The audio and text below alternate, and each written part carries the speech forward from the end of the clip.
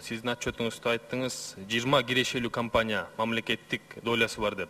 Ошонун ичинен жеке менчик колдонгон жетекчилер да болду деп. Ушул боюнча мен палатадан 2-3 жолу көтөрдүм. Телеком боюнча, Мегаком боюнча.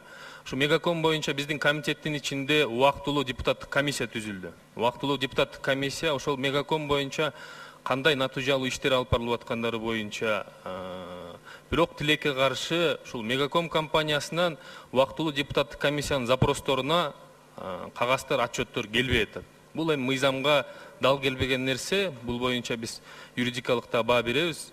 Мен айтып кетким келет, Мухаммед Дүйшүкеевич, сизге маалымат иретинде. Мегакомдун отчетунда биз караарда, мен счетный палатанын акыркы 4 жылдын актыларын карап чыктым да. Ал жерде 1,5 миң киши иштейт экен. 1,5 миң кишинин орточо айлыгы 66 миң сом экен. Бирок ошол топ менеджер 10 киши экен. 10 кишинин айлыгы общий фонд заработной платанын 10%-ын түзөт экен. Жалпысынан алганда сиз айткан 10 миң доллардан эмес, даже 20 миң долларга чейин жетекчилер алат экен да. Сиз айтып кеттиңиз, орточо мындай жөлөк пулдун баалары 2 миң сом, 3 миң сом. Өмүр бою иштеген докторлор, науктун, доценттердин айлыктары 10 миң сом. Кандай показательдин негизинде ушул мамлекеттик ишкананын жетекчилери өзлөрүнө 10 миң, 20 миң доллардан айлык маяны коюп атышат? Же Мегаком жыл сайын 1,5 миллиард недопоступления доходной части болуп атат. Мен айткым келет, мына спонсорлук жардамдар боюнча. Бул компаниянын 1 жылдык спонсорлук чыгымдары 40 миллион сомго жакын экен.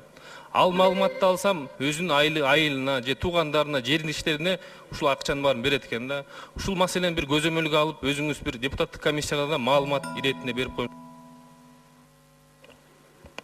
Акылбек Жекшенович, рахмат, бул аябай жүйөлүү маселе.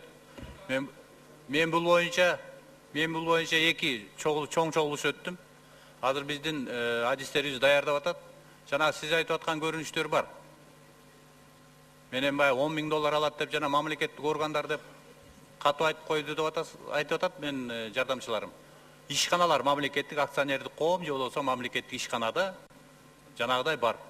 Ана мен алардан сурап атам да, бул кайсы критерий менен ушундай айлык коюлуп атат? Аны башкарганда биздин мүлк фонду башкарат. Анан ошол жактан кандай кылып сүйлөшүшөт, мүлк фондунун жетекчисине кандай барат, ошондой айлык коюп берип атат. Biz айтып атабыз, biz өзү мамлекеттик ишканада иштей турган болсоң, канчалык киреш алып келген болбосо дагы, биздин экономикага жараша, элдин шартына жараша айлык коюп берелик. Ошо көбүрөөк ал, бирок жанагыдай чет мамлекеттик компаниянын салыштырып, экономиканы ошого салыштырып айлык коюп алганда мен да өзүм каршымын. Мен ойлойм, июль айында ушун маселенин баарын чечебиз. Мен кээ бирин айттым, эгерде иштегениңер келбесе, өзүңөр ушунчалык адис катары өзүңөр бааласаңар, частный бизнеске барыла, жеке менчикке. А бул жерде конкурс катары келип мен жанагыдай азыраак айлыкка иштеп берем деген акылдуу, тажрыйбалуу биздин жарандарыбыз бар деп атам.